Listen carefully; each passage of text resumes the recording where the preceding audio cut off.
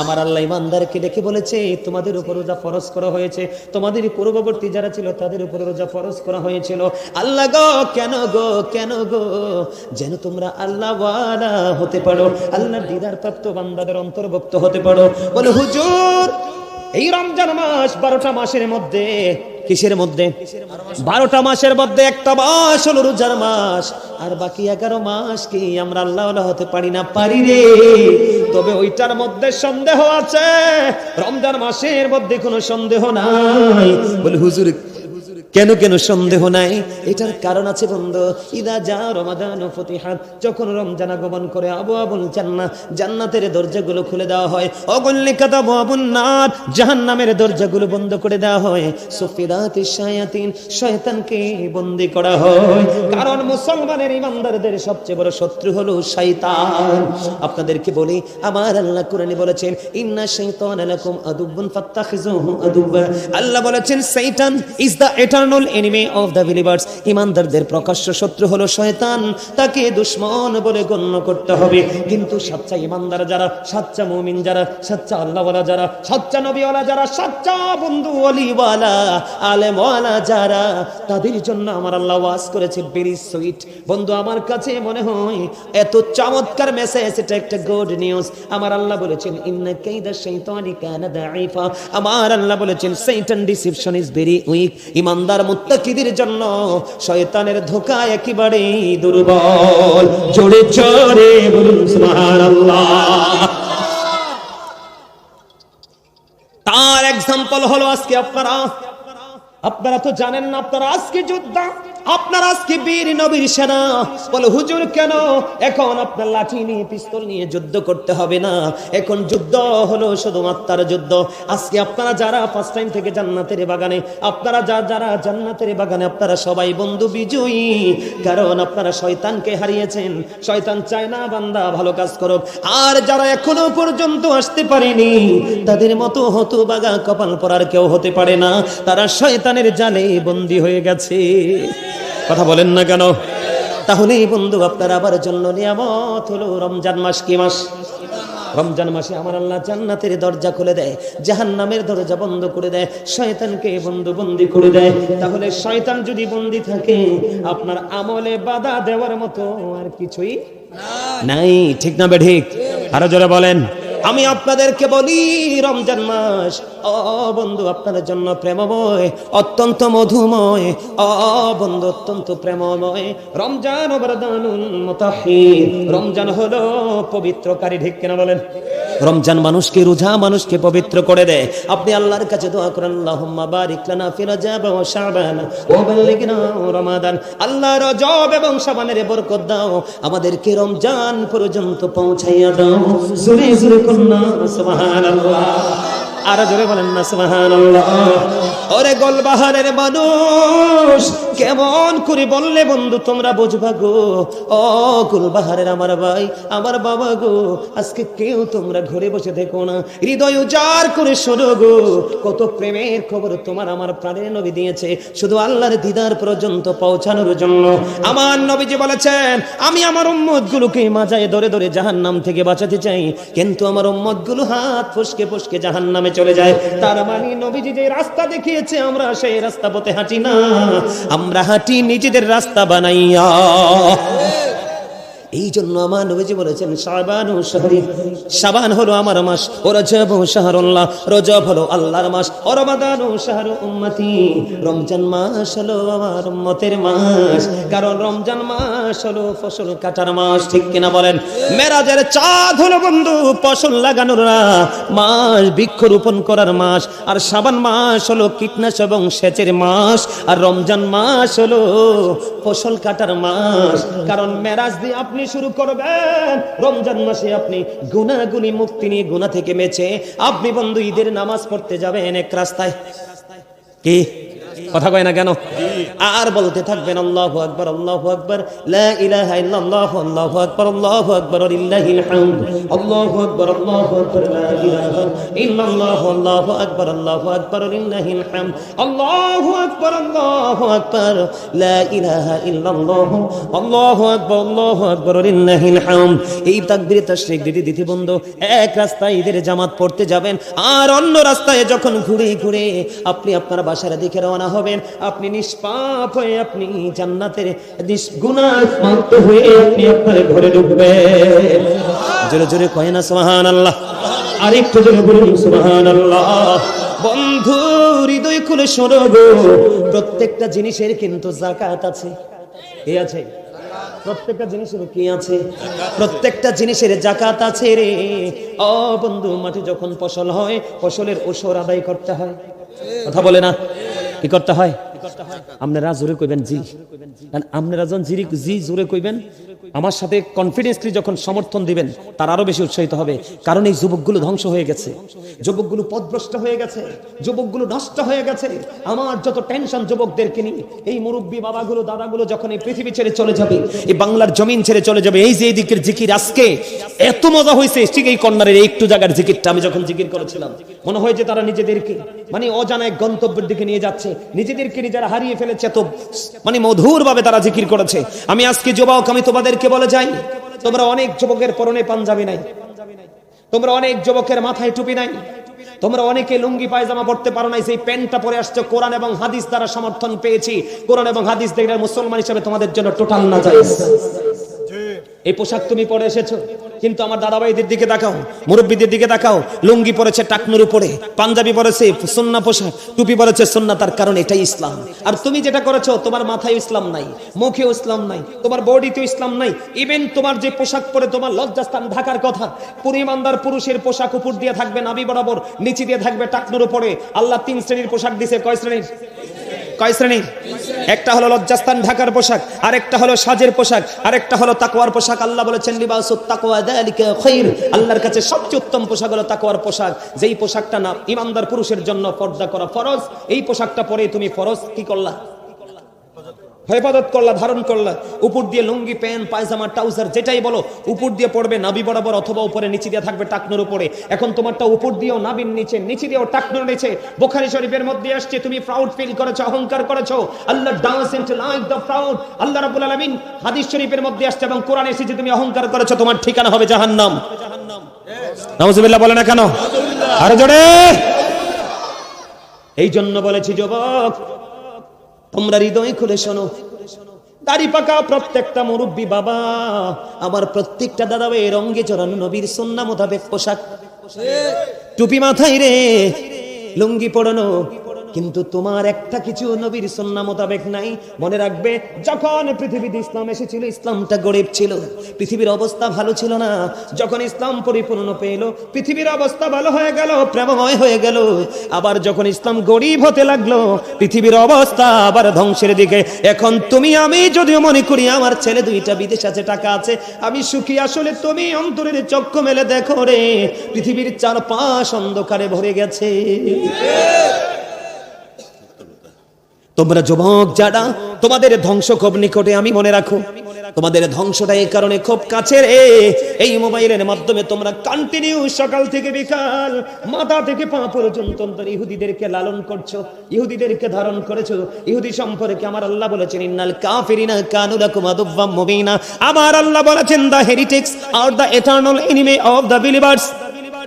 ইমানদারদের প্রকাশ্য শত্রু হলো বেঈমান কাফেরেরা। ও বন্ধু, এই জন্য তোমাদেরকে আমি বলে দিতে চাই যুবক, আজকের আলোচনা শুনে নিজের লাইফস্টাইলকে চেঞ্জ করো। তুমি যদি উলঙ্গ হাঁটো, কেউ তোমাকে টাকা দিবে না, বরঞ্চ ধিক্কার দিবে। আর তুমি একটু ভদ্র হয়ে, জেন্টেল হয়ে, নমনীয় হয়ে আগামীকাল থেকে তুমি পথ চলো। এই গোলবাহারের জমিনে যদি 1 লক্ষ যুবক থাকে, সকল যুবকের মধ্যে তোমার মর্যাদা থাকবে সর্বোচ্চ। দোকানে গেলে তোমাকে নিয়ে আলোচনা, রাস্তায় গেলে তোমাকে নিয়ে আলোচনা, বিয়ে বাড়িতে গেলে তোমাকে নিয়ে আলোচনা।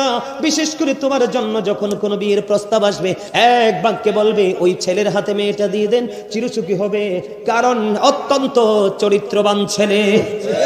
কথা বলে না কেন?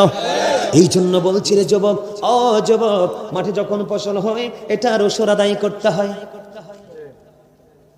তোমার ঘরে নগদ অর্থ আছে, সোনা গয়না আছে, ব্যবসার মধ্যে ইনভেস্ট করেছো, ও বন্ধু নিসাব পরিমাণ হলে তোমাকে যাকাত দিতে হবে।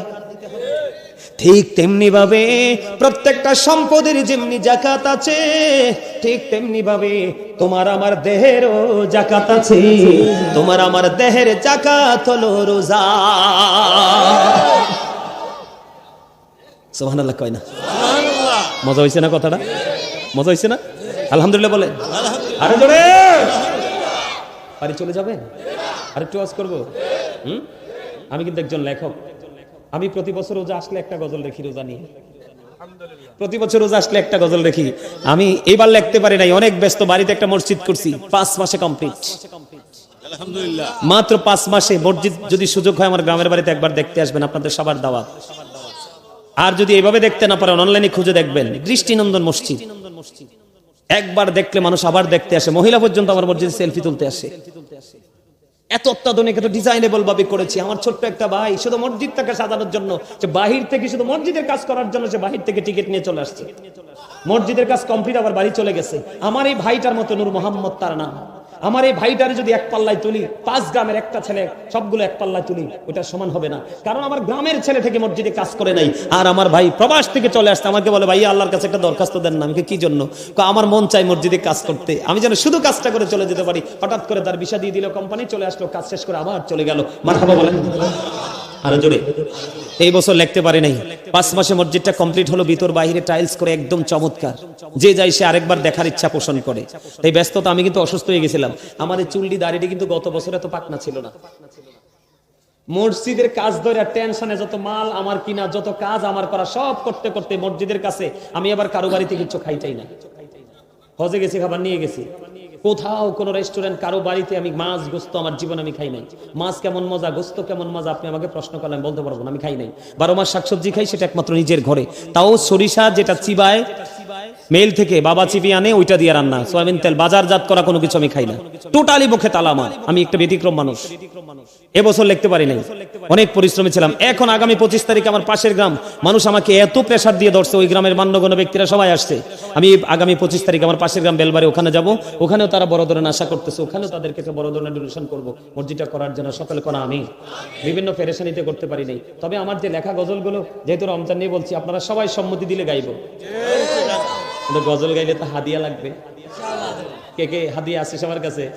হাদিয়া লাগবে, কিন্তু হাদিয়ার কথা কোন আওয়াজটা একটু ছোট হয়ে গেছে। এটা তো ইন্টারভিউ, পরীক্ষা। প্রেম প্রেম ট্রাই করি, প্রেম প্রেম গাইবো? হ্যাঁ গাইবো? আরে জোরে বলেন, গাইবো? রমজানেরই চাঁদ উঠেছে ওই আকাশে, দেখো সকল কিছু ভুলে গিয়ে রোজা গুলি রেখো। রমজানেরই চাঁদ উঠেছে ওই আকাশে, দেখো সকল কিছু ভুলে গিয়ে রোজা গুলি রাখো। আমি বলছি বারে বার তুমি আসবে না তো আর, আমি বলছি বারে বার তুমি আসবে না তো আর।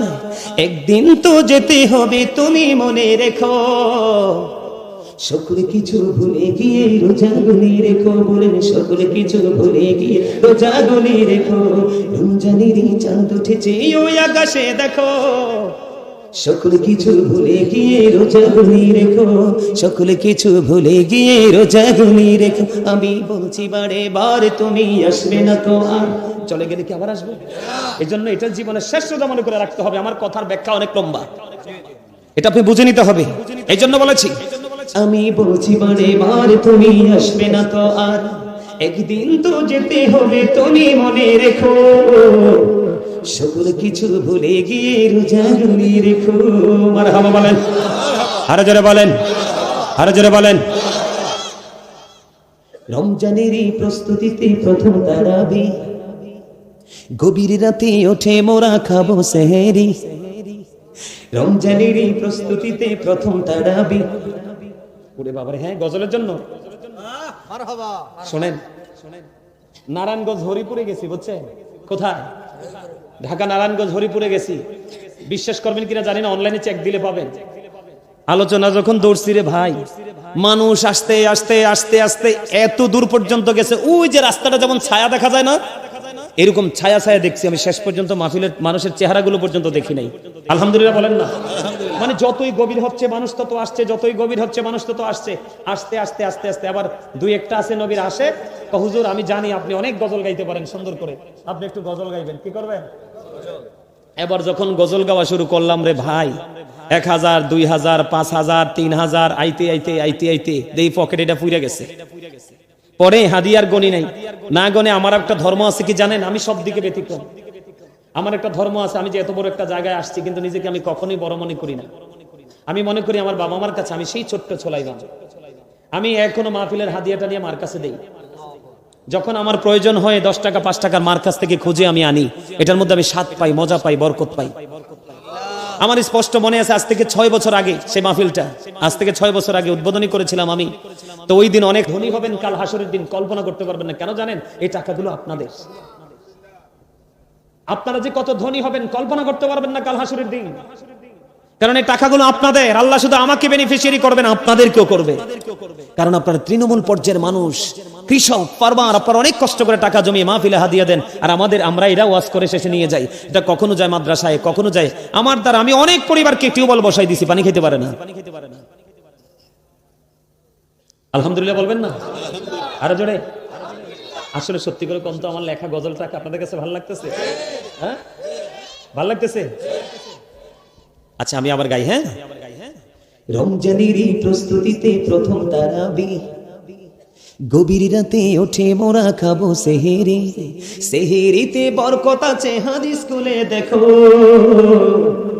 সকল কিছু ভুলে গিয়ে রোজা গুলি রেখো, সকল কিছু ভুলে গিয়ে রোজা গুলি রেখো, রমজানেরই চাঁদ উঠেছে ওই আকাশে দেখো, সকল কিছু ভুলে গিয়ে রোজা গুলি রেখো। আমি বলছি বারে বার তুমি আসবে না তো আর, আমি বলছি বারে বার তুমি আসবে না তো আর, একদিন তো যেতে হবে তুমি মনে রেখো, সকল কিছু ভুলে গিয়ে রোজা গুলি রেখো।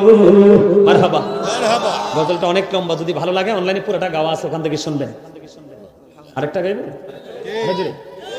সবচেয়ে প্রিয় হলো রমজানেরই মাস, আর কাঁদিস না পাগল মন, প্রাণটা বড়ে হাস। এটা গতবারের আগের বারের লেখা, আর এই যে এটা একটু আগে গাইছি এটা গতবারের লেখা। সবচেয়ে প্রিয় হলো রমজানেরই মাস, বলেন সবচেয়ে প্রিয় হলো রমজানেরই মাস, আর কাঁদিস না পাগল মন, প্রাণটা ভরে হাস, আর কাঁদিস না পাগল মন, প্রাণটা ভরে হাস।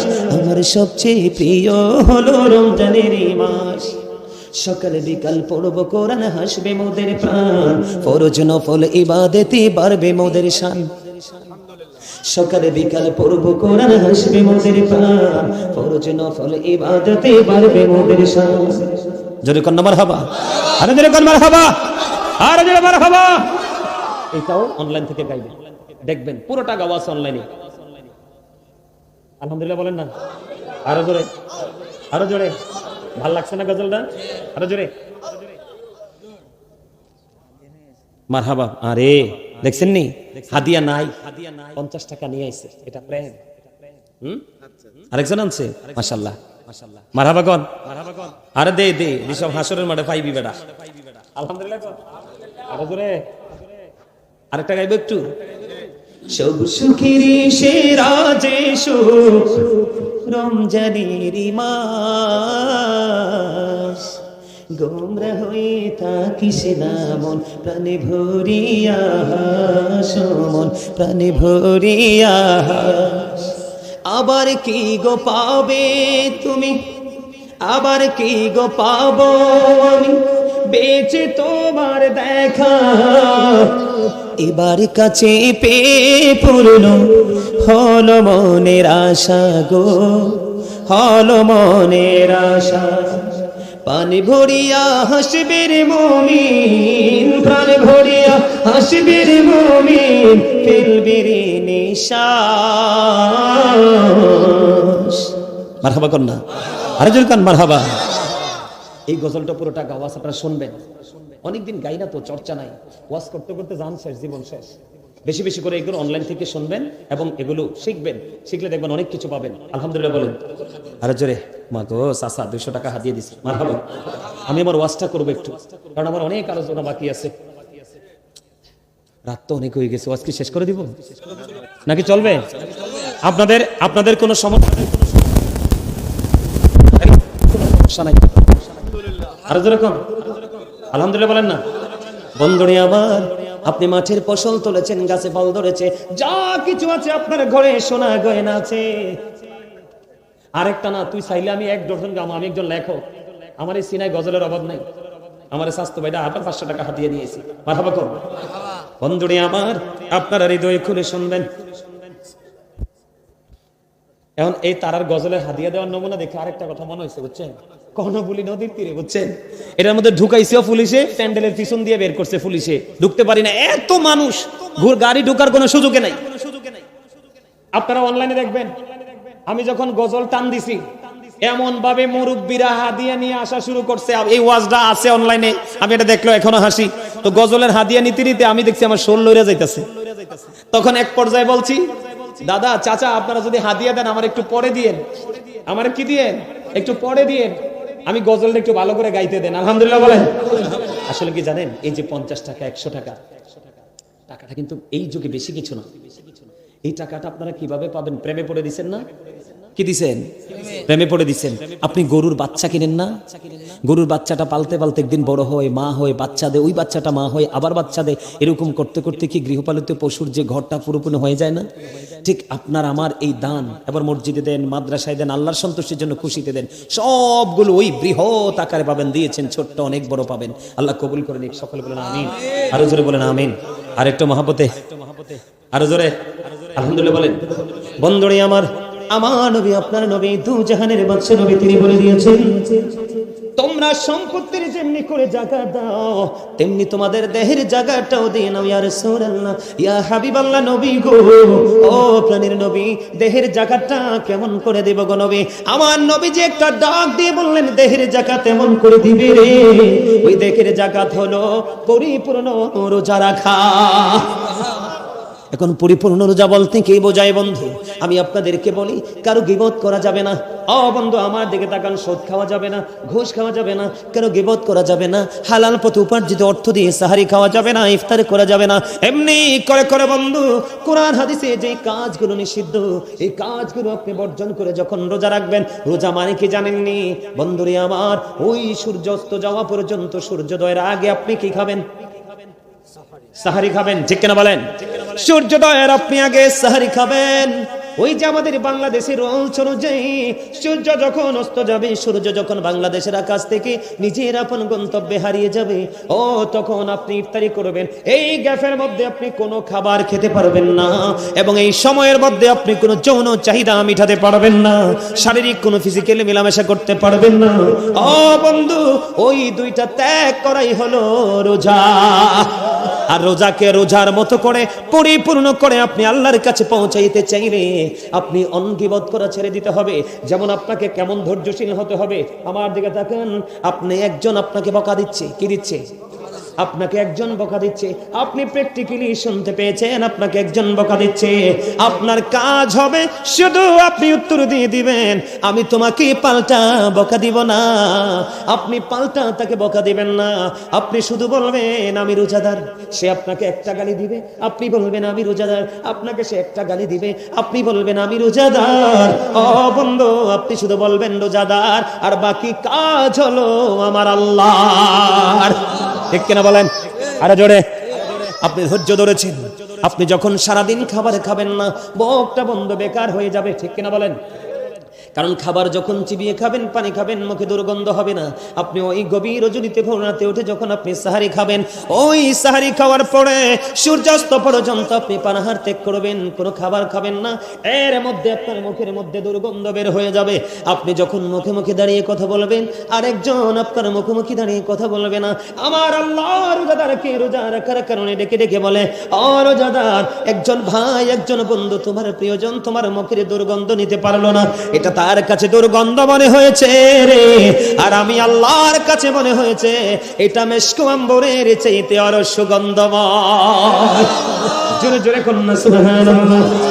ও কুলবাহারের আমার ভাই, আমার বাবা, বাবা গো, আমি আমার মা বোনদেরকে ডেকে ডেকে বলবো গো, হৃদয় জোরে করে শোনো, তোমরা কোনো অজুহাত ছাড়া তোমরা মুসাফির হয়ে গেছো, তোমরা যদি না পারো রোজাটা ভাঙতে পারবা, তুমি অসুস্থ হয়ে গেছো, তুমি রোজাটা ভাঙতে পারবা, কিন্তু বিনা অজুহাতে বিনা জোরে যদি তুমি রোজা একটা রোজা ভাঙো, কারণ রমজানের রোজা রাখা তোমার জন্য ফরজ। কথা বলে না? রমজানের রোজা রাখা তোমার জন্য কি? রমজানের রোজা রাখা তোমার জন্য ফরজ। কোন অজুহাত চলবে না, একটা অজুহাত চলবে, আমি মুসাফির। তুমি যদি একান্তই না পারো, তুমি রোজাটা ভাঙতে পারবা। তুমি যদি বন্ধু অসুস্থ হয়ে যাও, শারীরিক অবস্থা তোমার অবনতির দিকে, পুরো অবস্থাটা তোমার প্রতিকূলে, তুমি রোজাটা ভাঙতে পারবা। কোন অজুহাত ছাড়া যদি তুমি রোজা ভেঙে ফেলো, আমার রাসূল বলে দিয়েছেন, তুমি সারা জীবন যদি তুমি কি করো, চেষ্টা করো, ওই যে অজুহাত ছাড়া রোজা ভেঙেছো, ওই রোজার খেসারত তোমার এই জীবনে দিতে পারবা না। তাহলে রোজা বড় সেনসিটিভ জিনিস। কথা কয় না কেন? আর জোরে, আর একটু মহব্বতে। আমার আল্লাহ বন্ধু, যারা আল্লাহর পথে পথিক, তাদেরকে ডেকে ডেকে বলে তোমরা অগ্রসর হও। যারা অপরাধী, আল্লাহ রাব্বুল আলামিন তাদেরকে বলছেন, রাসূল জানিয়ে দিয়েছেন, তোমরা থেমে যাও। থেমে যাও, কি করো? অপরাধীকে কি করতে হবে? থেমে যেতে হবে। আল্লাহ ওয়ালাদেরকে আরো এক্সপেরিয়েন্স ম্যান হতে হবে, অ্যাক্টিভ হতে হবে। তার কারণ কি? ও বন্ধু, আপনারা আমার দিকে তাকান। আল্লাহ রাব্বুল আলামিন জান্নাতের 8টা দরজা খুলে দিবে, জাহান্নামের দরজাগুলো বন্ধ করে দিবে। আপনাদেরকে কেমন করে বন্ধ বোঝাবো? ওরে বল গোলবাহারের ভাই, আমার বাবা গো, তোমরা বেশি বেশি করে রোজা রেখো, কারণ বছরের শুরু থেকে ওই আর এক বছরের শেষ পর্যন্ত এই জান্নাতকে সাজানো হয় শুধু রোজাদারদের জন্য। বছরে শুরু থেকে শেষ পর্যন্ত শুধু জান্নাতকে সাজানো হয়। কি করা হয়? মনে রাখতে হবে, আল্লাহর প্রতি শহীদ যারা, উচ্চ তাদের শান, মহান খোদা করেন তাদের এমন জীবন দান, রুহু তাদের বানাইয়া সবুজ বরণ পাখি, জান্নাতুল ফিরদাউস বিছে দেন যতনে রাখি, সেটাই থাকি খাই তাহারা জান্নাতি ফলমূল, উড়ে বেড়ায় রয় হামেশা খুশিতে মশগুল। আমার ওয়াজ মনে হয় তোমাদের তারা বুঝে না, বুঝেন না? মনোযোগটা কি একটু ডাউন হয়ে গেছে? এই মেহমান তো উপরে উঠতে চাই না, আমি ডাইক কাঁদছি, দেখেন কি প্রেমের ধোলা লাগছে, দেখেন ক্লান্তি আসেনি। তিনি কিন্তু অসুস্থ, কিন্তু ওনার বডি ল্যাঙ্গুয়েজে অসুস্থ মনে হয়, কারণ ওনার দেহের কথা ভুলে গেছে, উনি শুধু রুহের খোরাক যোগাচ্ছে। কথা কয় না কেন? উনি দেহের কথা কি করেছে? ভুলে গেছে, উনি রুহের জগতে ঢুকে গেছে। মারহাবা কন্যা। আপনাদেরকে আমি বরকতের সময় একটা বরকতময় কথা বলি। শান্ত, আমরা যে ওই যে অনেক ভিতরে সেনাবাহিনী যে আমাদেরকে আটকাইছিল, কোথায় না গেছিলাম মাহফিলে, শ্রীনগর দিয়ে গেছিলাম, পদ্মা সেতু রোডে, দোহার না কি জানি, দোহারের এদিকে একটা দোহারে মাহফিলে গেছিলাম। মাহফিলের যিনি সভাপতি, ওনাকে দেখে আমার মানে ওই কথাটা মনে পড়ে গেছে, এই রিসেন্ট ঘটনা। দোহারে মাহফিলে গেছিলাম, তো মাহফিলের সভাপতি সাহেব, ওনার হাত শুধু কাঁপছে, মানে বডিটা শুধু কম্পন করতেছে। তো এখন উনি কুমিল্লা থেকে আসবো, তো উনি অনলাইনে আমার আলোচনা শুনে, মানে আমার পাগল ভক্ত, কিন্তু ওনার শারীরিক অবস্থাটা এত প্রতিকূলে গেছে, এখন তিনি শুধু কাঁপতেছে, দাঁড়াইতে পারতেছে না, বসতে পারতেছে না। তখন আমি, বিশ্বাস করেন, আপনাদের কতটুকু আপনারা বিলিভ করবেন আমি জানি না, তবে একদম চিরন্তন সত্য, আমি যখন আমার এই আসনে বসলাম, বসার পর আল্লাহকে বললাম, আল্লাহ তুমি না মেহমানদের দোয়া কবুল করো কোনো শর্ত ছাড়। আল্লাহকে বললাম, আল্লাহ তুমি না মুসাফিরের দোয়া কবুল করো। তুই পাগল, তো অসুস্থ শরীর আমাকে ভালোবাসে। ওই আমার কোরআন হাদিসের কথা মনে পড়লো, হক্কানি কোন আলেম নবীর প্রেমিককে ভালোবাসলে নবীর সাথে প্রেম হয়, আর নবীর সাথে প্রেম হলে প্রেম অটো আল্লাহর সাথে হয়ে যায়। আল্লাহ, এই মানুষটা কত আশা করে আসছে, এই মানুষটা বসতে পারে না, তুমি তো চাইলে তাকে একটু সুস্থ করে দিতে পারো। কোন ফায়াকুন, তুমি বলতে দেরি হতে দেরি হবে না। বিশ্বাস করেন, লোকটা আমার ডান পাশে ছিল, শান্ত, ঠিক নি কথা, আমার ডান পাশে বসা ছিল, ওনার চাইতে আরো মুরব্বী। বিশ্বাস করেন, এইভাবে পিছন দিয়ে একটা হাতটা বুলিয়ে দিলাম, ওনার মধ্যে কম্পন গেল কই, মানসিকতা গেল কই, একেবারে সুস্থ। সারাক্ষণ আমার আলোচনা শুনেছে, মুনাজাত দিয়ে আমার সাথে, তারপরে বাড়ি গেছে। প্রেম মানুষকে দুর্বলকে এইভাবে সবল করে, উইকনেস যার মধ্যে আছে তাকে এইভাবে অ্যাক্টিভ করে, স্ট্রং করে দেয় আমার আল্লাহ। জোরে কোন না সুবহানাল্লাহ, সুবহানাল্লাহ, আর জোরে কোন সুবহানাল্লাহ। বন্ধু বিশ্বাস করেন, মানুষ কতজন হয়েছেন এটা আমার দেখার বিষয় নয়। আপনাদের মানসিকতা, আপনাদের দৃষ্টি দুটো, আপনাদের আঁখি দুইটা বন্ধু সত্যি সত্যি পলকহীন ভাবে আমাকে ফলো করছে। আমি আপনাদের দৃষ্টিভঙ্গিতে মুগ্ধ হয়ে গেলাম, এই জন্য আমি আলোচনাটা বন্ধ ঘন্টা দেড় ঘন্টার মধ্যে ছেড়ে দিব সিদ্ধান্ত নিয়েছিলাম, কিন্তু ছাড়বো না, আরো আলোচনা করব।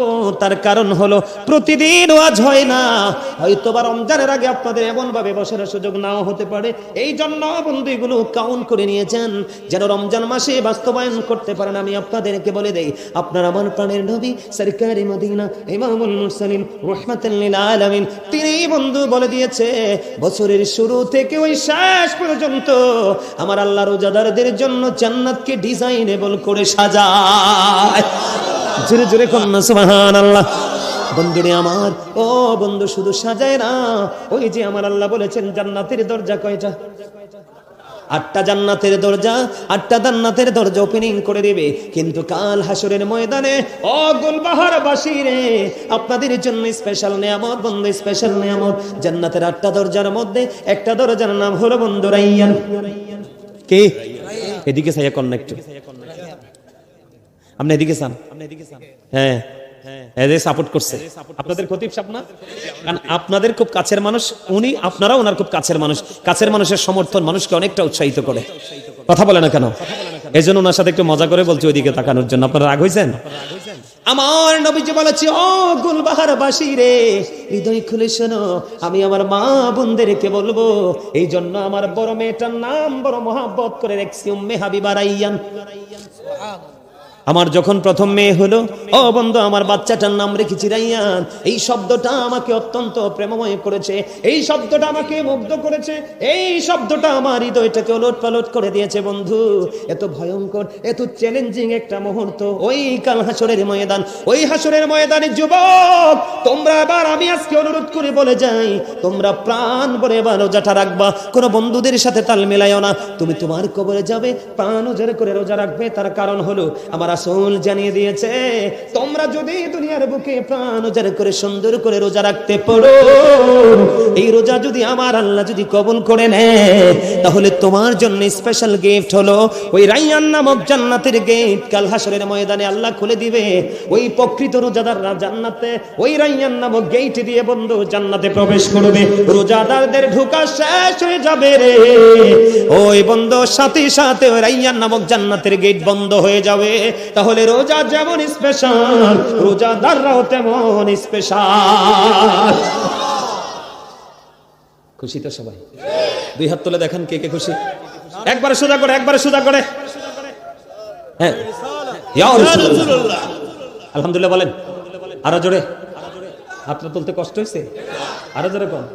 আমার তো আজকে ওয়াজ ছাড়তে ইচ্ছা করতেছে না, অনেক অনেক ভালো লাগতেছে। আলহামদুলিল্লাহ বলেন আলহামদুলিল্লাহ। কালকে 2টা প্রোগ্রাম করছি। ফার্স্ট প্রোগ্রামেও সেম, সেকেন্ড প্রোগ্রামে 1 থেকে 1.5 ঘন্টার মধ্যে শেষ করে ফেলবো। আর সেই ওয়াজ শেষ হয়েছে ফোনে 3টায়, আরে ফোনে 3 ঘন্টায় আলোচনা। মানুষের মধ্যে বিরক্তি নাই, ঘড়ি চাইয়া দিই, টাইম তো চলে গেছে পার হইয়া। আল্লাহর এই সময় কিভাবে চলে গেল। আলহামদুলিল্লাহ বলেন আরো জোরে, আরেকটু মহব্বতে। তাহলে জান্নাতে এই নিয়ামত আমাদের দরকার আছে না নাই? আমরা নিয়ামত চাই কি চাই না? আরো জোরে বলে, আরেকটু মহব্বতে। বন্ধুরে আমার, আরো নিয়ামত আছে আপনাদের জন্য। রমজান মাস আপনার আমার জন্য এত বড় নিয়ামত বয়ে এনেছে বন্ধু। কেমন করে বুঝাইলে হৃদয়ে ঢুকবে, কেমন করে বললে বন্ধু তোমার হৃদয়ে প্রশান্তি আসবে, কেমন করে বললে তুমি ওই রমজান মাসে আমলটা করার জন্য ইচ্ছা পোষণ করবে, আমার জানা নাই। তবে সর্বোচ্চটা দিয়ে বন্ধু চেষ্টা করতেছি আমি তোমাদেরকে বলি, রমজান মাস এত বড় একটা নিয়ামতের মাস। তুমি যদি রমজান মাসে নরমাল একটা আমল করো, কি করো? নরমাল, একেবারে নরমাল ছোট্ট একটা আমল যদি তুমি করো, নবীজি বলেছে, ও নবীর পাগলেরা তোমরা হৃদয়ে খুলে শোনো, আমার নবীজি বলছেন তুমি রমজান মাসে যদি তুমি ছোট্ট একটা আমল করো, তাহলে তোমার ওই ছোট্ট আমলটা এমন ভাবে আমার আল্লাহ কবুল করে নেবে। ওই ছোট্ট আমল তুমি করলে আমার আল্লাহ তোমার এই আমলটাকে ফরজে রূপান্তরিত করে আমল নামায় ঢুকায়া দিবে। তার মানে আমরা ছোট্ট একটা আমল করেছি, আমার রাসূল বলেছে তুমি যেন একটা ফরজ আমল করলা। কি করলা? আমার রাসূল বলেছে তুমি যদি রমজান মাসে একটা ফরজ আমল করো, কয়টা? তুমি যদি রমজান মাসে একটা ফরজ আমল করো গো, তাহলে তুমি যেন 70টা ফরজ আমল করলা। আর যারা কয় না সুবহানাল্লাহ। তার মানে এক্সাম্পল আপনাদেরকে আমি দেই, যেমন 1 ওয়াক্তের নামাজের মধ্যে ফরজ আছে না নাই? যেমন আপনি এক্সাম্পল ফজরের নামাজের ফরজ পড়লেন, কি করলেন? নামাজ আমাদের উপর ফরজ না? আপনি এক ওয়াক্ত নামাজ ফজর পড়লেন, তার মানে আপনার আমল নামায় ঢুকলো 70 ওয়াক্ত ফরজের সওয়াব। আর জোরে কয় না সুবহানাল্লাহ। কিন্তু যদি আপনি নমনীয় হয়ে যান, আপনি যদি সফট হয়ে যান, আপনি যদি আদবের সাথে যদি আমল করেন, নরমালি বন্ধু আপনি যদি একটা আমল করেন, তাহলে একটাই 10 গুণ বাড়ায়া দেয় আমার আল্লাহ। শুধু আখিরি নবীর উম্মতের জন্য। কিসের জন্য? আখিরি নবীর উম্মতের জন্য। আপনি যদি একটা আমল করেন, আমার আল্লাহ আপনাকে 10 গুণ বাড়ায় দিবে, কারণ তিনি আমার নবী, শুধু আমাদের নবী নয়, তিনি নবীদেরও নবী। ইমামুল মুরসালিন। বন্ধুরে আমার, আপনার আমলটা আমার আল্লাহর কাছে বেশি পছন্দ হয়ে গেল, আমার আল্লাহর কাছে বেশি ভালো লাগলো। আমার আল্লাহ বলে, হাবিব আপনি জানিয়ে দেন, ওই গাজী সুলাইমান আল কাদরি আমার পাগলটা আজকে গুলবাহারের জমিনে চলে গেল, ওই পাগলটা জানিয়ে দিল আপনার আমলটা 1 থেকে 10, 10 থেকে 70, 70 থেকে 700 গুণ পর্যন্ত বাড়িয়ে দিবে। আরে জোরে সুবহানাল্লাহ। আরেকটু মহব্বতে। তাহলে আপনি যদি একটা মিলাদ পড়েন, 700 মিলাদের সওয়াব। একটা কোরআন তেলাওয়াত করেন, বন্ধু একটা কোরআন তেলাওয়াত করেন, তাহলে আপনার একটা কোরআনে খতম যদি পড়েন, 700 কোরআন খতমের সওয়াব। জোরে জোরে কন্না সুবহানাল্লাহ। তাহলে এই রমজানকে হাতছাড়া করা যায়নি। আমরা যাব, করব নি। এখন আপনারা তারাবি কয় রাকাত পড়েন? 20 রাকাত। সবাই কি 20 রাকাতের পক্ষে? 20 রাকাতের পক্ষে কে কে হাত তুলে দেখান। নারে তাকবীর, আল্লাহু আকবার, ইয়া রাসূলুল্লাহ। আপনামান সবাই 20 রাকাতের পক্ষে। আমি আপনাদেরকে একটা মেসেজ দেই ছোট্ট করে বন্ধু, আপনাদেরকে দেখে বলি, না দেখেও বলতে পারতাম। দেখছেন নি আপনাদের এলাকায় কত মানুষ আছে এখনো আসে নাই, কিন্তু আমার সাথে কখন ওই অনেক আগে ফোন একটা রিসিভ যে করছি, ও আজ শুনতেছে তো শুনতেই আছে। আলহামদুলিল্লাহ বলেন না? বিশ্বাস করেন, দৈনিক যদি 5টা প্রোগ্রামও করি, আগামী 20 বছরের প্রোগ্রাম শেষ করতে পারবো না।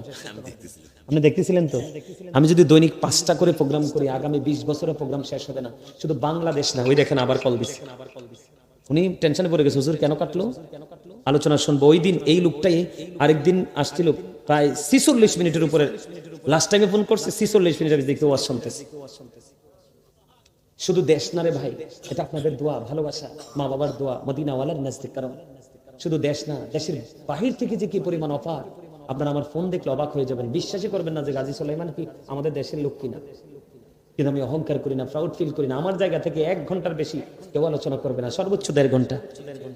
এত ব্যস্ততা, কিন্তু আমি প্রত্যেকটা প্রোগ্রামে সময় দেওয়ার চেষ্টা করি। কেন জানেন? কারণ আমি মনে করি মাহফিল আমার জীবনের শেষ মাহফিল। কারণ আজকের পরে হয়তো বা আমার স্টেজে নাও ওঠার সুযোগ হতে পারে। আমি প্রত্যেকটা মাহফিলকে ওইভাবে বরণ করে, গ্রহণ করে আলোচনা করি। এই জন্য আপনাদের দোয়ায় হাজার হাজার ভিডিও অনলাইনে আছে, কিন্তু আমাকে নিয়ে ট্রল করার দুঃসাহস কেউ পায়। কারণ আমি সত্যি আল্লাহ রাসূলকে ভালোবাসি। ভুল হতে পারে, ভুল হওয়াটা স্বাভাবিক, ভুলের ঊর্ধ্বে তো কেউ না। কিন্তু এই ঘন্টার পর ঘন্টা আলোচনা করি, আল্লাহ আমার জবান দিয়ে এলোমেলো কথা বের করে না। আমি আল্লাহর কাছে যে শুকরিয়া জ্ঞাপন করে শেষ করতে পারবো না। সকলে বলুন না আলহামদুলিল্লাহ। আরো জোরে। বন্ধুরে আমার একটুখানি শোনেন, আমাদের দেশে রমজান মাসে তারাবি নিয়ে বিতর্ক আছে না? আর একটু মহব্বতে বলেন, আপনারা শুনবেন নি? ইজমাউস সাহাবাতি আলা আন্না তারাবিহা 20 রাকাআত। সকল সাহাবায়ে কেরামের ইজমা হয়েছে। কি হয়েছে? কথা বলে না কেন? ঐক্যমত হইছে না? সকল সাহাবায়ে কেরাম, যুবক তোমাদের আমি হাত জোর করে বলছি রে যুবক, তোমরা এই দুনিয়ার কমার্শিয়াল বক্তাদের কথা শুনিও না। কেন জানো? আমার নবীজি বলে দিয়েছে, কিয়ামতের পূর্বক্ষণে যতগুলো আলামত প্রকাশিত হবে, এর মধ্যে একটা আলামত হলো দুনিয়া লোভী মৌলবী। মন গড়া তোমাকে খুশি করবে তোমার মতো করে, আমাকে খুশি করবে আমার মতো করে। এই বন্ধু মসজিদের সেক্রেটারি সাহেব একটা সর্বোচ্চ পাওয়ার আছে। নবীর দুশমন যদি হয়, ওনার মনের ভাষা বুঝবে, কোন কথা দ্বারা ওনাকে দুর্বল করা যাবে। এই সমস্ত মৌলবী পৃথিবীতে প্রকাশিত হবে। আমার নবীজি বলেছেন, দুনিয়ার লোভে পড়ে তারা ভোলবাল ফতোয়া দিয়ে সাধারণ মানুষগুলোকে পথভ্রষ্ট করে দিবে। এরা হলো কিয়ামতের আলামত। ওই সমস্ত মৌলবী থেকে তোমরা দূরে থাকো। রাসূল বলেছেন, ও ইয়াকুম ও ইয়াহুম, রাসূল বলেছেন তোমরা তাদের থেকে দূরে থাকো, তাদেরকেও তোমাদের থেকে দূরে রাখো। লা ইউদিল্লুনাকুম ওয়া লা ইফতিনুনাকুম। কারণ কি? তাদের সাথে মিশলে তোমরা পথভ্রষ্ট হবে, ফিতনায় পড়বে। তারা যারা তোমাদেরকে পথভ্রষ্ট করতে করতে না পারে, ফিতনায় ফেলতে না পারে। এই জন্য তোমরা তাদের থেকে দূরে থাকো, তাদেরকেও তোমাদের থেকে দূরে রাখো। তার কারণ হলো তাদের জবান হবে মধুর চেয়ে মিষ্টি। রাসূলের কথা আমার নয়, তাদের জবান হবে মধুর চাইতে মিষ্টি, তাদের চরিত্র হবে ফেরাউনের মতো, হিংস্রতা হবে বাঘের মতো। তাদের নামাজ দেখলে তোমরা মনে করবে তোমার নামাজ হচ্ছে না, তাদের রোজা দেখলে তোমরা মনে করবে তোমাদের রোজা তাদের রোজার কাছে একেবারে নাথিং। তারা এমন ভাবে কোরআন তেলাওয়াত করবে, তাদের কোরআনটা জিহ্বার হুলকুমের বাহিরে যাবে না, ভিতরে যাবে না, বাহিরে থাকবে। তার মানে তাদের কোরআন তাদের জবানেই থাকবে, কোরআনটাকে শুধু তারা নিজের মনে করবে। তাদের নমুনা হলো দেখবেন মাহফিলে গেলে তাকবীর দেয় লিল্লাহি তাকবীর। তাদেরকে চেনার উপায় হলো তারা বলবে লিল্লাহি তাকবীর, জোরে জোরে কোন নাউজুবিল্লাহ, আরো জোরে কোন, কি তাকবীর দিবে? তাদেরকে চিনার উপায় হলো তারা লিল্লাহি তাকবীর দিবে, নারে রিসালাত তারা বলবে না। তারা বুঝে না আল্লাহু আকবার যেখানে মুহাম্মাদও সেখানে, ফরজ নামাজ যেখানে, সুন্নাত নামাজও সেখানে, লা ইলাহা ইল্লাল্লাহ যেখানে, মুহাম্মাদুর রাসূলুল্লাহ সেখানে। রমজান মাসের দিকে তাকিয়ে দেখেন, আপনি দিনের বেলা রোজা রাখেন, আল্লাহ বলে হাবিব আমি দিনটা আমি আপনার ভাগে নিয়ে নিলাম, এটা ফরজ আমার জন্য, আর রাত আমি আপনার পক্ষে দিয়ে দিলাম, এটা আপনার উম্মতের জন্য। দিনের বেলা রোজা রাখা ফরজ, আর রাতের বেলা আপনি করেন সুন্নাত এবং নফল। সুন্নাত নফল মুস্তাহাব সব যায় নবীর দিকে। চিনতে পারছেন নি? নবীজি আরো বলে দিয়েছেন তোমরা তাদেরকে চিনার আর একটা উপায় হলো তাদের ঘাড় হবে মোটা, তাদের সাইজ হবে আনচায়, তারা ঘন ঘন ভাবে মাথার চুল ফালাবে। ওই দেখছেন নি আপনাদের খতিব সাহেব একটি আছে, থ্যাংক ইউ ভেরি মাচ। আমার ভাই বলেছে বুখারী শরীফের হাদিস, একদম সহিহ হাদিস, ঠিক করে বলেন। তাদের কথা শোনা যাবে না, বলে হুজুর এই তারাবি থেকে আপনি অন্যত্রে গেলেন কেন? আমি আবার পরে শোনাই আপনাদের যেন অসুবিধা না হয়, আপনারা যেন বুঝতে বন্ধু অসুবিধা না হয়। কারণ বন্ধু আমি এসেছি আপনাদেরকে বাঁচানোর জন্য। উলামায়ে কেরামরা জানতে পেরেছে আমি যে আয়াত তেলাওয়াত করেছি, ইয়া আইয়ুহাল্লাযীনা আমানু কু আনফুসাকুম ওয়া আহলিকুম নারা, আমার আল্লাহ বলেছেন believer save yourself and your families from the fire. আমার আল্লাহ ঈমানদারকে ডেকে বলেছে ঈমানদার তুমি নিজে জাহান্নাম থেকে বাঁচো এবং তোমার পরিবারকেও জাহান্নাম থেকে বাঁচাও। আপনারা সবাই আমার পরিবার। বলে হুজুর কেমনে? আমরা সবাই প্রাণের নবীকে ভালোবাসি, আহলে সুন্নাত ওয়াল জামাতের অন্তর্ভুক্ত। আহলে সুন্নাত ওয়াল জামাত হিসাবে নবীর প্রেমের কাতারে আপনারা সবাই আমার আপন। এই জন্য আমার টার্গেট হলো আপনাদেরকে বাঁচানো, আপনাদেরকে সঠিক পথ দেখানো। এই দায়িত্ব আমার উপর কোরআন হাদিস পড়ার কারণে অটো চলে আসছে। কথা বলেন না কেন? এটা পৃথিবীর কেউ আমাকে দেয়নি, এই পৃথিবীর কেউ আমাকে দেয়নি। আমার রাসূল বলেছেন দুনিয়ার সম্পদ পেয়ে যে কেউ খুশি হয়, কিন্তু দিনের ধন কোরআন হাদিসের ইলম পেয়ে সম্পদ পেয়ে খুশি হয় না। যে খুশি হয় তার নসিব বড় খুশনসিব। আল্লাহ যার মঙ্গল চায়, আল্লাহ যাকে নিয়ামত দিতে চায়, আল্লাহ তাকে দ্বীনের শিক্ষা দেয়। আল্লাহ যাকে যার মঙ্গল চায় না, আল্লাহ তাকে দ্বীনের শিক্ষা দেয় না। আমরা যারা আলেমরা আছি আমরা শুধু পড়াশোনা করি, যেমন I like to study for help others, এটা আমার বক্তব্য। আমি এখনো পর্যন্ত আমি যেমন বন্ধু ব্যতিক্রমের জগতে আছি, দুনিয়ার কোনো কাজ আমার করতে হয় না, কোনো বাজার করতে হয় না, সংসারের কোনো দায়িত্ব আমার পালন করতে হয় না। আমার বিবি আছে, আমার সন্তান আছে, ছোট ছোট ভাই বোনের আছে, সব দায়িত্ব আমার বাবা পালন করে। আমার মতো ফ্রি মানুষ আমার মনে হয় বাংলাদেশে আর কোনো বক্তা নাই, কোনো আলেম নাই। আমি আমার বাচ্চার জন্য পর্যন্ত বাজার করতে হয় না। এই জন্য বন্ধু যত সময় পাই শুধু কিতাব নিয়ে বসে থাকি। তার কারণ হলো ও বন্ধু আমাদের দিকে অসংখ্য পাগল তাকিয়ে থাকে, ঠিক কিনা বলেন? আমার দিকে তাকানো বন্ধু। হাদিস শরীফের মধ্যে এসেছে আপনারা ওই আমলটা আগামী দিন থেকে করবেন। আমার নবীজি বলেছেন তুমি যদি রাতের বেলা 1 ঘন্টা বা কিছু সময় যদি দিনের শিক্ষা অর্জন করো, আমার নবীজি বললেন তুমি যেন সারা রাত ভর ইবাদত করলে। তার মানে রাতের যেই কোনো অংশে 1 ঘন্টা বা কিছু সময় আপনি শিক্ষা অর্জন করার জন্য, এই যে আজকে আপনারা বসছেন, আপনারা তো শিক্ষা অর্জন করতে বসছেন, আপনারা কিছুক্ষণ পরে মাহফিল ছেড়ে চলে যাবেন। আপনাদের বন্ধু সারা রাত আপনাদের ঘুমটা পর্যন্ত আমল হিসাবে কবুল হবে। তবে আজকে সবচেয়ে বেশি ধনী হলো আমার যুবক বন্ধুরা, কারণ আমার আল্লাহ যুবকদের আমল বেশি পছন্দ করে। কারণ যৌবন কাল হলো শয়তানির সময়, এই শয়তানিকে কবর দিয়ে আজকে যে যুবকেরা জান্নাতের বাগানে এসেছো, আমার মন বলে ওই যে হাদিস শরীফ পড়েছি 7টা শ্রেণীর মানুষের জন্য আল্লাহর আরশের ছায়ার নিচে জায়গা দিবে। এক শ্রেণী হলো পৃথিবীর আল্লাহওয়ালা যুবকেরা। সুবহানাল্লাহ বলেন না? আমার রাসূল বলেছে এবার আসেন, একদিন যদি আপনি দ্বীনের শিক্ষায় নিজেকে নিয়োজিত রাখতে পারেন, অর্জনে, দ্বীনের শিক্ষা অর্জনে যদি আপনি একটা দিন যদি সময় দিতে পারেন, আমার নবীজি বলেছে একদিন দ্বীনের শিক্ষা অর্জনের মধ্যে নিজেকে নিয়োজিত রাখলো যে সে 3 মাস যেন রোজা রাখলো। তার মানে একদিন আপনি যদি দ্বীনের শিক্ষা অন্বেষণ করব, আপনার আমলনামায় ঢুকবে। ওমা সহজ মনে করছে, মানে তার মানে 3 মাস হইলে 3 বছর রোজা লাগবে। কয় বছর? রোজার মজা কত জানেননি? আমার রাসূল বলেছেন রমাদানু ইলা রমাদান, আপনি এক রমজান থেকে আরেক রমজানের মাঝখানে যে গ্যাপ আছে, 2 দিকে রোজার কারণে আপনার মাঝখানে গুনার কাফফারা হয়ে যাবে। তবে শর্ত দিয়েছে রাসূল, কবিরা গুনাহ করা যাবে না। কবিরা গুনাহ থেকে বেঁচে থাকতে হবে। আমার কালা বাইটা জায়গায় কি লেগে এর আগে জানি জিকান আমার কালা বাইটা রে। হ্যাঁ ঠিক আছে, আর হাসি বুঝতে পারছি সে মাহফিল ছেড়ে যায় না। আলহামদুলিল্লাহ কোন? এই কারণে বলছি এই যুগের মৌলবীরা ফিতনা দিবে, কারণ এদের সঠিক শিক্ষা থাকবে না। দাদা ভাই ঠিক নিও, ওই খতিব সাহেব ঠিক সাহেব কোন? তারা সঠিক শিক্ষা থাকবে না, সঠিক কিতাব পড়ার নসিব হবে না। যারা তারাবিকে ছোট করেছে, বিভিন্ন আমলকে ছোট করেছে, নবীর প্রেমকে কবর দিয়েছে, তারা দেখেন মাদ্রাসা এবং রাস্তায় ভিক্ষা করে। কথা কয় না কেন? কিন্তু আহলে সুন্নাত ওয়াল জামাতের মসজিদ মাদ্রাসা স্টুডেন্টরা কখনোই রাস্তায় দাঁড়ায় দাঁড়ায় ভিক্ষা করে না, কারণ এই শিক্ষা আমার নবীর নাই। কথা কয় না কেন? আরো জোরে বলেন না, আর একটু মহব্বতে। বন্ধুরে আমার, আপনার আমার প্রাণের নবী তিনি কি বলেছেন? আমার আপনার প্রাণের নবী অত্যন্ত চমৎকার ভাবে আপনাকে আমাকে স্ট্রংলি তিনি বলে দিয়েছেন, আমরা হৃদয় উজাড় করে শুনবো আপনার আমার প্রাণের নবী কি বলেছে। দেখেন সাহাবায়ে কেরাম, আমার নবীজি বলেছেন ইসমাউ সাহাবাতি আলা আন্না তারাবিহা 20 রাকাআ। আমার রাসূল বলে দিয়েছেন সাহাবায়ে কেরাম, সমস্ত সাহাবায়ে কেরাম ঐক্যমত হয়েছে তারাবি নামাজ 20 রাকাত। তাহলে আপনি সলিমউদ্দিনের ফোলা কলিমউদ্দিন তারাবিকে 8 রাকাত বলার অধিকার কে দিয়েছে? কথা কন না কেন? এরা মুনাফিক।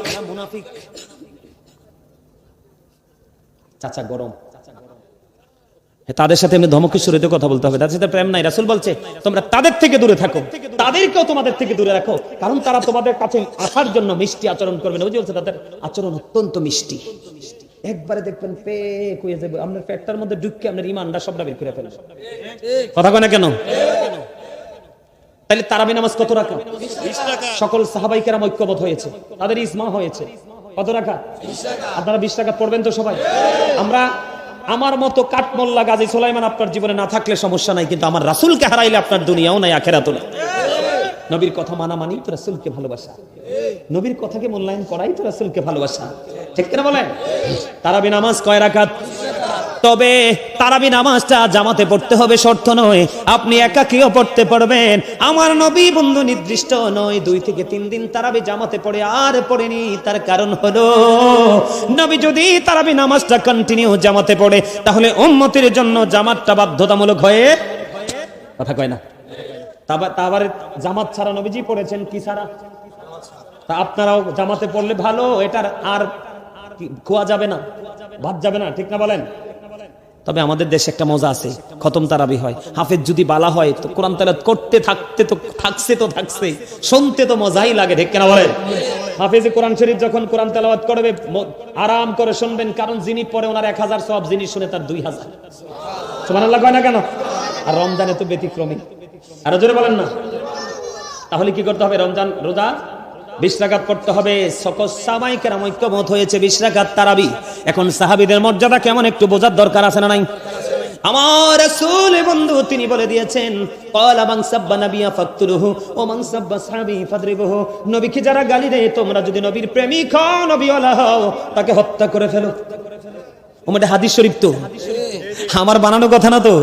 নবীকে অপমান করলে, নবীর ইজ্জতের চাদর ধরে টান দিলে, নবীকে গালি দিলে, তুমি যদি নবীর প্রেমিক হও, তাকে হত্যা করে ফেলো। ওমান সাব্বা সাহাবী ফাদরিবুহু, সাহাবায়ে কেরামকে যদি কেউ গালি দেয়, তাদের ইজ্জতের চাদর ধরে টান দেয়। গুলবাহারের যুবক, ও আমার ভাই বাবারা, নবীজি বলেছে তাদেরকে প্রহার করো, তার মানে বান্দা পিটাও। তাহলে সাহাবীর দাম আছে না নাই? আরে জোরে কোন? আছে না? নবীর অপমান কেমনে করে? নবীরে যদি কয় আমার মতো, তাইলে শেষ। নবীজি আজ থেকে 1500 বছর আগে বলেছেন ক্বালা আইয়ুকুম মিসলি, তোমরা কে আছো আমার মতো? ঠিক না? আমার নবীর মতো কেউ নাই, তাহলে তুমি যদি বলো নবী তো আমার মতোই, তাহলে তুমি গুস্তাখি করেছো, তোমাকে হত্যা করা উচিত। নবীর ইজ্জতের চাদর ধরে টান দেও, কুফরি কুফরি করলে আর সেই ইমানদার থাকে না। ঠিক না ঠিক? আরে জোরে বলেন। মহাব্বত করে বলছি বন্ধু, হৃদয় উজাড় করে আপনাদেরকে শুনতে হবে। বন্ধু, সাহাবীদের ঘোড়ার নিচের 3 আঙ্গুলের 1 চিমটি মাটি, সাহাবীদের ঘোড়ার নিচের 3 আঙ্গুলের 1 চিমটি মাটি যদি একটা পাল্লায় তোলা হয়, আর সমস্ত গাউসে পাক থেকে কিয়ামত পর্যন্ত যত আল্লাহর ওলি পৃথিবীতে আসবে সবগুলো আল্লাহর ওলিকে যদি একটা পাল্লায় তোলা হয়, ওই সাহাবীদের ঘোড়ার নিচের 3 আঙ্গুলের 1 চিমটি মাটির ওজন ভারী হবে। সর্বশেষ একটা আলোচনা করব আজকে। কি একটা ওয়াজ করা দরকার, আপনারা শুনলে করব। গতকালকে আমি অনেক রাত্র হয়েছে বাসায় ঢুকছি, যে সভাপতি সাহেব একটিভ আছে দুনোটা, এটাও একটু ওইটাও একটিভ। এইরকম সেক্রেটারি সভাপতি হইলে মসজিদ কখনো নষ্ট হবে না। আরো যেরকম আমি বিভিন্ন জায়গায় মাহফিলে দাদাভাই যাই, ওরে বাপরে বাপ, সভাপতি এত মোটা মনে আমরা 5 জনও ধরতাম না। আসলে কোন মোটার কথা কইছি বুঝছেননি? এত ভাব, মনে রাখবেন, যার মধ্যে আছে ভাব তার মধ্যে আছে প্রকৃত প্রেমের অভাব। ওমা জিদি কয় না, প্রেমের অভাব মানে বুঝেন নাই, প্রকৃত ইসলাম নাই। যদি থাকতো সে তো প্রাউড ফিল করতো না, অহংকার করতো না। ঠিক না ঠিক? আপনাদের দুটোটাই সফট, আলহামদুলিল্লাহ বলেন। আমি শুধু জুম্মার দায়িত্ব ছাড়ছি সভাপতি সেক্রেটারি বেদফির কারণে। সুদের ওয়াজ করলে কানে কানে গুজরি না করলে হয় না, পিছা দিয়ে ফিরি বেটা তোর কপাল চাই।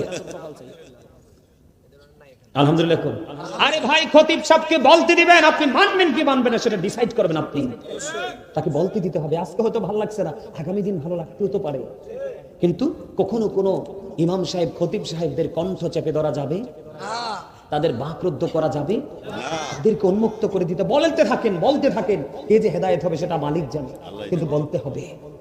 ঠিক না ঠিক? বলতে লাগলে বলতে থাকবেন শুধু। আলহামদুলিল্লাহ বলেন। আমি কালকে প্রোগ্রাম শেষ করে যাচ্ছিলাম, আমি দেখি নাই, আমার সাথে যারা ছিল এবং আমার ড্রাইভার, আমাদের কুমিল্লা সিটি যখন আমি ক্রস করে ঢুকছিলাম, আমার বাসার যে গলি, সেই গলি দিয়ে তখন একটা মোড় নিতে হয়, একটা টার্নিং নিতে হয়। টার্নিং এ দেখছে একটা মহিলা, একটা সিঙ্গেল একটা মহিলা, সে মসজিদে নামাজ পড়ে বাসার দিকে যায়। রাত্র প্রায় 2:30 থেকে 3টা। কয়টা? 2:30 থেকে। আপনারা হাদিস কোরআন জানার দরকার নেই, আপনারা বলেন একটা নারী কি রাস্তায় এত গভীর রাতে নিরাপদ? না, কখনোই না। সে কি মসজিদে এসে নামাজ পড়া তার জন্য ফরজ? এটাই না ফরজ। আরে নারীদের উপর তো আমার আল্লাহ জুম্মার নামাজ, ঈদের নামাজ ফরজ করে নাই, জামাত ফরজ করে নাই। যেই জায়গাতে তাদের উপর নামাজটাই ফরজ করে নাই, তাহলে জামাত পড়ার তো প্রশ্নই আসে না।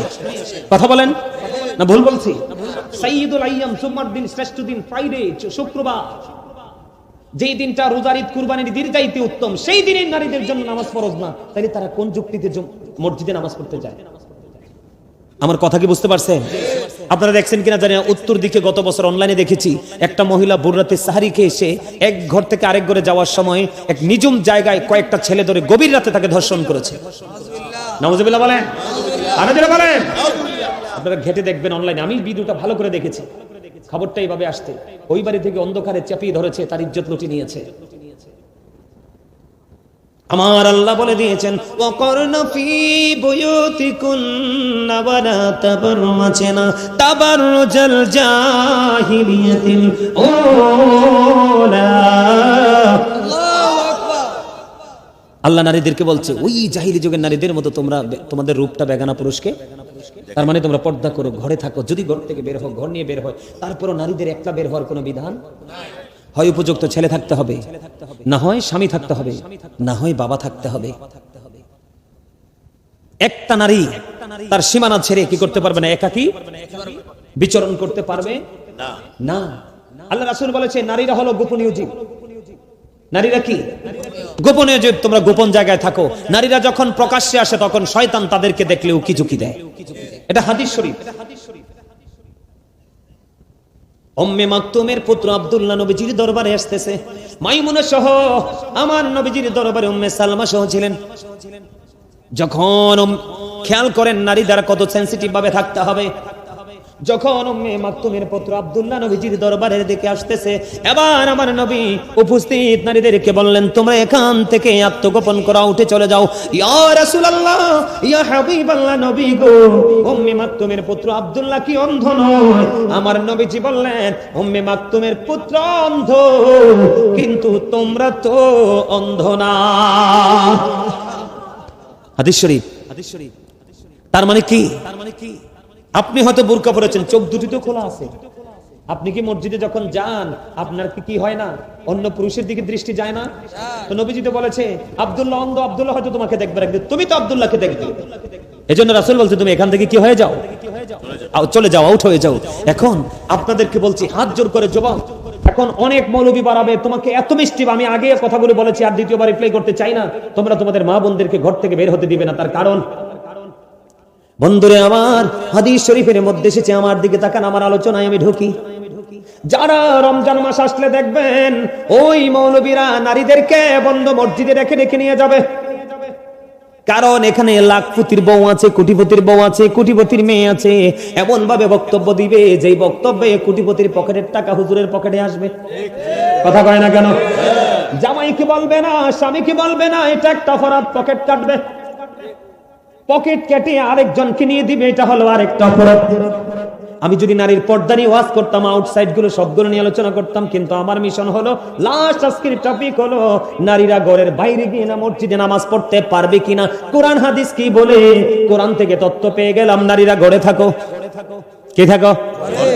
ওই জাহিলি যুগের নারীদের মতো নিজেদের কন্যরূপ পুরুষের সামনে কি করো না, প্রেজেন্ট করো না। হাদিস শরীফের মধ্যে এসেছে, বন্ধু উম্মে হুমায়রা ডেকে বললেন, ইয়া রাসূলুল্লাহ, ইয়া হাবিবাল্লাহ, নবী গো, ও প্রাণের নবী, আমি আপনার পিছনে নামাজ পড়তে পছন্দ করি। খেয়াল করেন যুবক, তোমরা খেয়াল করো, ওই মুনাফিক মার্কা মৌলবীরা, ওই খবিসরা কোরআন হাদিস ভালো করে পড়তে জানে না, কারণ ভালো কিতাব কেনার সক্ষমতা তাদের নাই। এই জন্য তারা ধান্দায় আছে পৃথিবীর উপার্জন নিয়ে, ঠিক কিনা বলেন? এই জন্য তারা টার্গেট করে কলেজ ইউনিভার্সিটির স্টুডেন্টদেরকে, ইয়াং জেনারেশনকে তারা টার্গেট করে করে সমাজের মধ্যে হট্টগোল লাগায় মসজিদ থেকে সঠিক আলেমকে বের করে। কথা কয় না কেন? সঠিক আলেমদেরকে বের করে সমাজের মধ্যে হট্টগোল লাগায়া একটা সিমক্রেট করে বন্ধু আল্লাহ রাসূলের দুশমন মৌলবী ঢুকায়, আর তখনই সমাজটা গোমরাহ হয়। তার একটা এক্সাম্পল, বেশ কয়েকদিন আগে আমি বন্ধু একটা মাহফিলে গেলাম, সভাপতি সাহেব বাম পাশে সম্ভবত বসা ছিল, মনটা খুব খারাপ। আমি বারবার বলি সুবহানাল্লাহ বলেন, আলহামদুলিল্লাহ বলেন, কিন্তু মানুষগুলো সুবহানাল্লাহ বলে না, আলহামদুলিল্লাহ বলে না, দুরূদ পড়ে না। সভাপতি কানে কানে আমার বলে, হুজুর, আমার জীবনে আমার এই মাঠে আপনার মতো আলোচক কোনোদিন আনতে পারিনি। আপনার কথাগুলো, আমি তো কোরআন হাদিস পড়িনি, আপনার কথাগুলো আমার কাছে এত প্রেমময় মধুময় মনে হয়েছে গো হুজুর। আমার সমাজের মানুষগুলোর কোনো দোষ নাই, ওই নবীর দুশমনেরা ভালো দলিল দিতে পারে না, কোরআন হাদিস থেকে আলোচনা করতে পারে না, ওরা বেদাত বলতে বলতে আমাদের পুরো সমাজকে নষ্ট করে দিয়েছে। এখন মানুষ কোনো আমল করতে ভয় পায়। এদের সাথে চলাফেরা করা যাবে না, বিয়ে শাদী করা যাবে না, ওঠা বসা করা যাবে না, কোনো প্রেমের বন্ধনে আবদ্ধ হওয়া যাবে না। নবীজি বলছেন, ইয়াকুম ওয়া ইয়াহুম, তোমরা তাদের থেকে দূরে থাকো, তাদেরকেও দূরে রাখো। জোরে জোরে কন্না আলহামদুলিল্লাহ।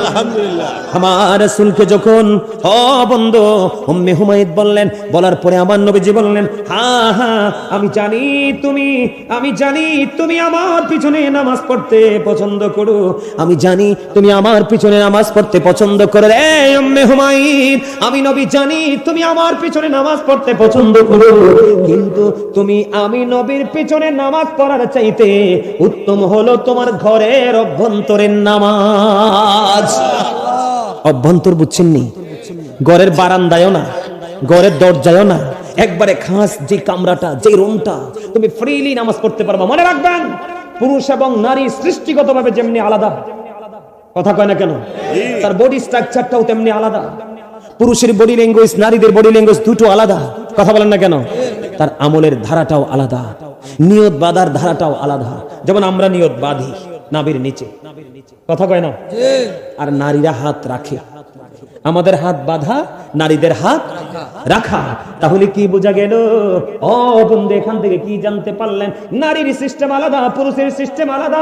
ও বন্ধু, আমি আপনাদেরকে বলি, আপনি ঘরের নামাজ ছেড়ে যদি মসজিদে এসে নামাজ পড়েন, কম পক্ষে 1 রাকাতে 25 রাকাতের সওয়াব।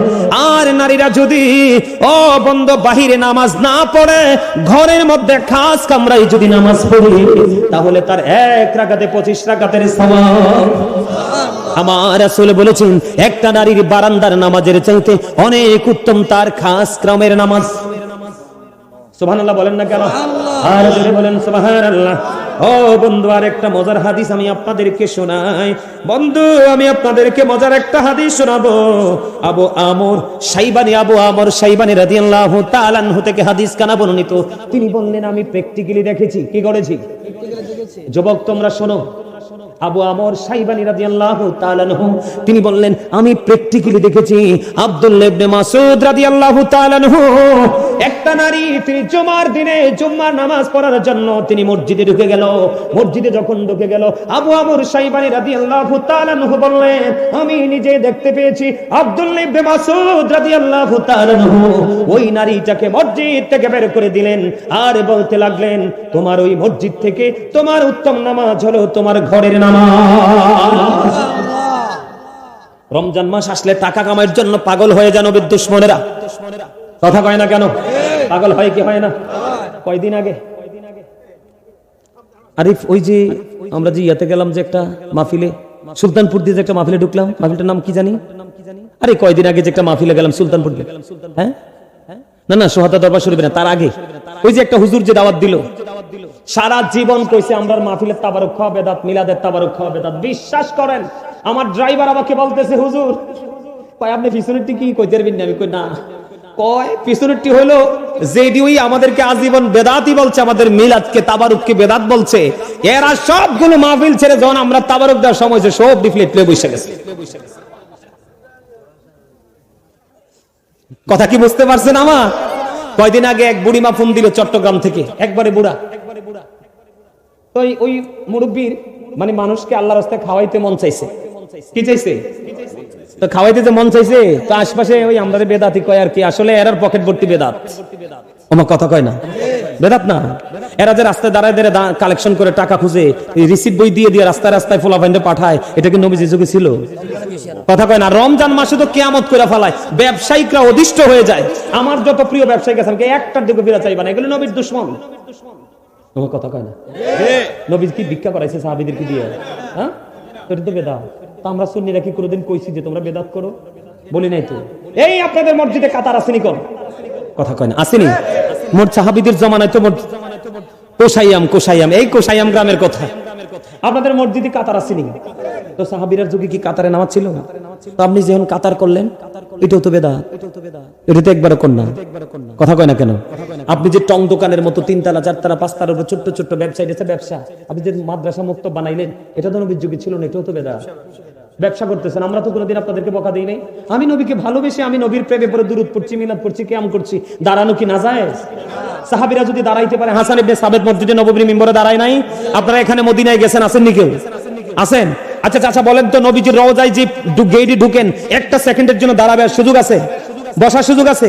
আরে মিয়া, বসা তো থাক দূরে, দাঁড়াইবার তো সুযোগ দিবেন আপনাকে। দাঁড়িয়ে নবীজিকে সালাম দিয়ে বের হয়ে যাও।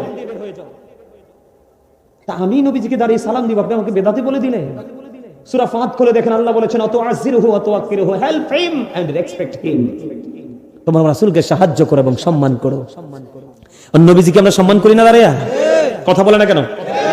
কথা বলেন, সম্মান করি না? তো সম্মান কি না যায়? নবীজিকে সম্মান করা, ভালোবাসা তো ফরজ। নবীজি কি মারা গেছে? আল আম্বিয়াউ আহিয়াউন ফি কুবুরিহিম ইউসাল্লুন। নবী আপন আপন রওজায় জিন্দা, নামাজরত অবস্থা। তো তুমি যদি বলো আমার নবীকে ভালোবাসলে এটা বেদাত হয়, তো তোমাকে আর তোমার আওলাদকে বললা যায় যে আমার মরার পরে নবীর আমার কবরে রাইখা বিসমিল্লাহি ওয়া আলা মিল্লাতি রাসূলিল্লাহ কইও না। কথা কয় না কেন? তুমি নবীরে বাদ দিবা কেমনে? আমার আল্লাহ যেখানে নবী সেখানে আল্লাহ কয় Habib. Allah of the first pillar is the Lord of all, Rabbul Alamin. Muhammad Rasulullah sallallahu alaihi wasallam is the blessing for the world, rahmatan lil alamin.